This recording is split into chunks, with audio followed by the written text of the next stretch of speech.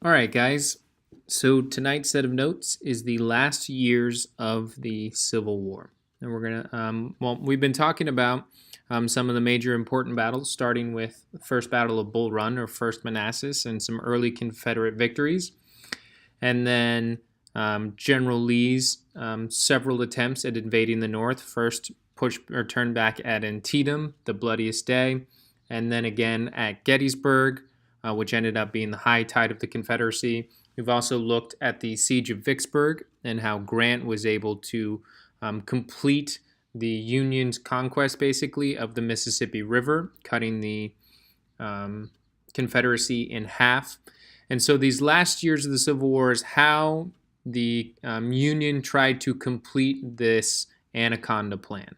They've cut the Confederacy in half. They have this good blockade, so they've got B and C.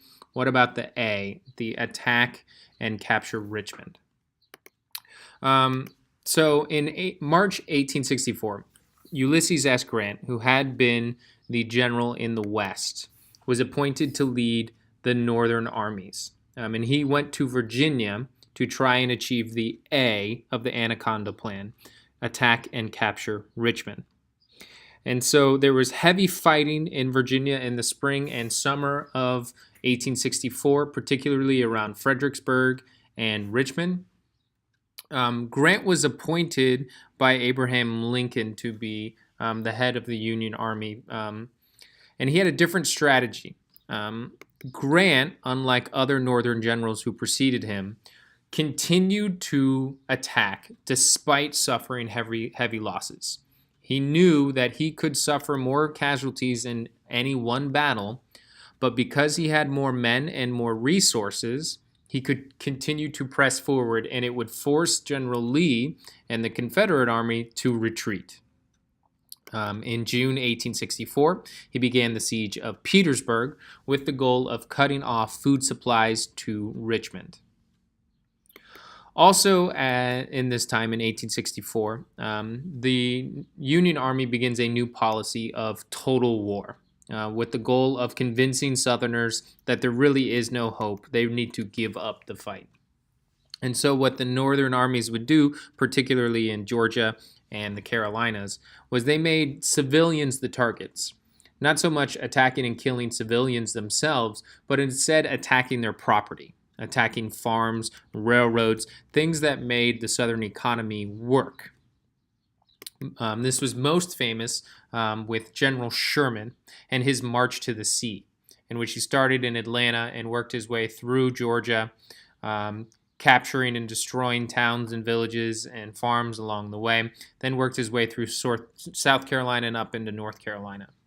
At the same time, General Sheridan is doing something very similar in Virginia in the Shenandoah Valley in hopes of destroying the food supplies that were so vital to Lee's army in Virginia. Here you can see this map.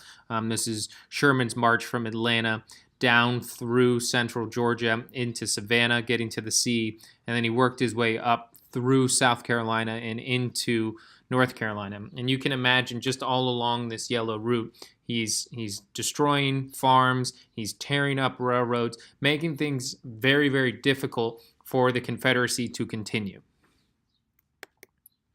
So by 1865, the strategy of total war and Grant continuing to push and push and push against Lee despite heavy casualties, the Confederacy is in disarray.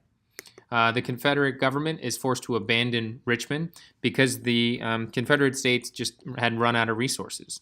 They couldn't defend Richmond and still have enough men to fight.